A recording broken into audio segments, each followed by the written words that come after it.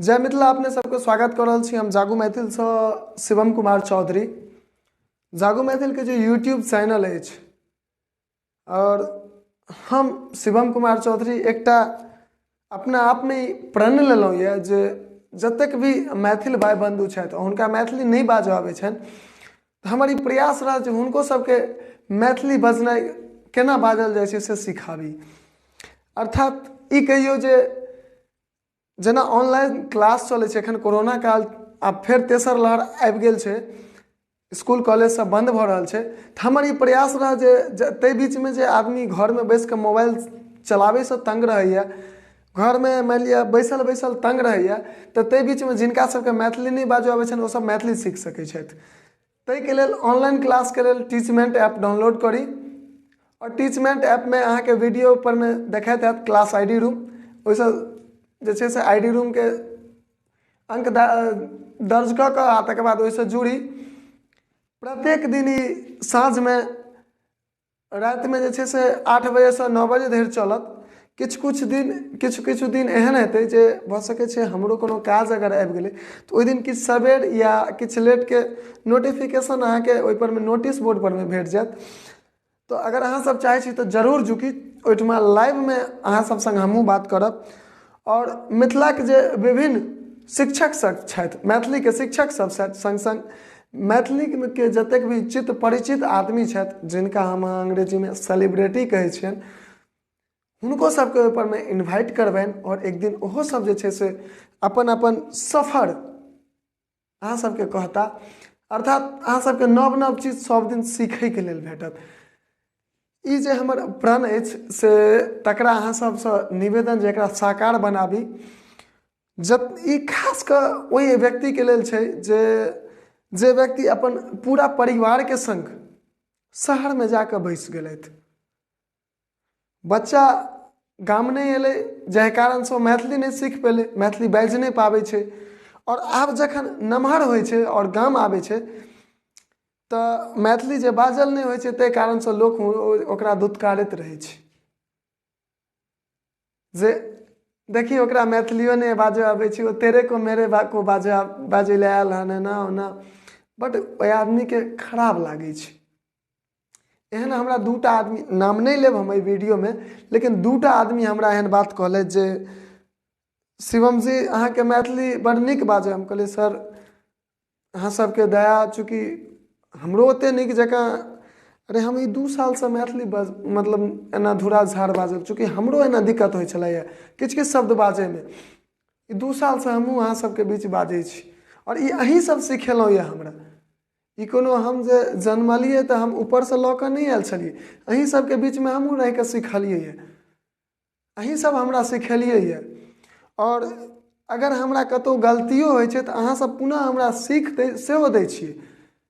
जेना देखबै अहाँ एहि वीडियोमे अगर हमरासँ जतेक भी मानि लिअ बजैमे कतहु कतहु गलत हेतै तऽ हमरो सीखैके लेल भेटै छै जे कमेंट बॉक्समे कमेंटमे जे छै से ओहिमे बहुत गोटे शब्द कहै छथिन जे नहीं मैथिलीमे एहि जगह पर ई हेतै,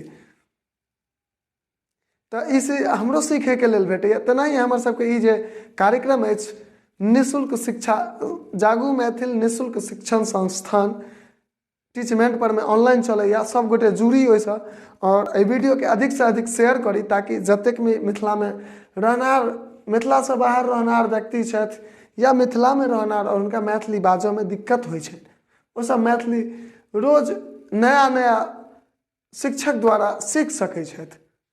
हम तऽ एकटा मानि लिअ अहाँ सबके छोट बच्चा छी, अहाँ सब अगर हमरो एतऽ तक पहुँचेलहुँ यऽ, ई अहाँ सबके आशीर्वाद छै जे आइ अहाँ सबके बीचमे छी हम। और एनाही हमर प्रत्येक वीडियोके अहाँ सब रिस्पॉन्स दै छी। संग संग जे आदमी लाइव नहीं जुड़ि कऽ वीडियोके माध्यमसँ जुड़ऽ चाहै छी तऽ हुनको लेल एकटा विशेष बात जे यूट्यूब चैनल पर प्रत्येक क्लासके वीडियो यूट्यूब चैनल पर में सेहो उपलब्ध रहत। ओहिठमा अहाँ देख कऽ ओहिठमा देखी ओहिठमा सीखी सेहो भेटत और प्रत्येक दिनका क्लास ओ यूट्यूब पर अपलोड हैत। जागू मैथिल के यूट्यूब चैनल के सब्सक्राइब कऽ लेब और घंटी के निशान के दबा देबै ताकि ओहि पर जखने हम वीडियो डालबै तखने अहाँ सबके तुरंत नोटिफिकेशन के माध्यम से पहुँच जायत और अहाँ ओहि वीडियो के तुरंत देख सकै छी। एखन जे समय चलि रहल छै और एहि बीचमे एकटा अहाँ सबसँ निवेदन सेहो करब जे कोरोनाके तेसर लहर कतेक भयंकर आबि रहल छै से देख रहल छियै।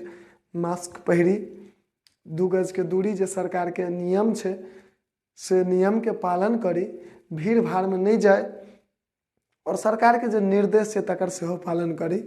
आ मास्क हमेशा लगेने रही, सैनिटाइजरके सेहो प्रयोग करी।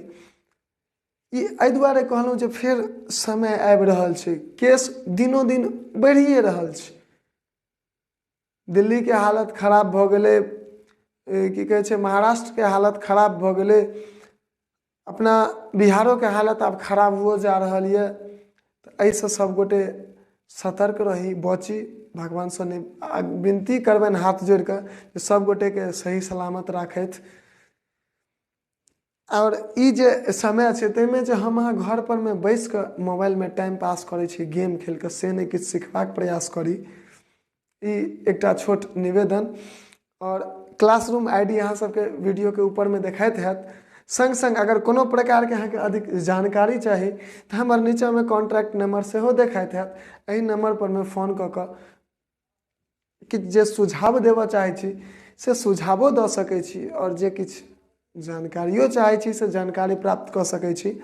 हमर हेल्पलाइन नंबर नीचाँमे चालू हैत, 8677966217।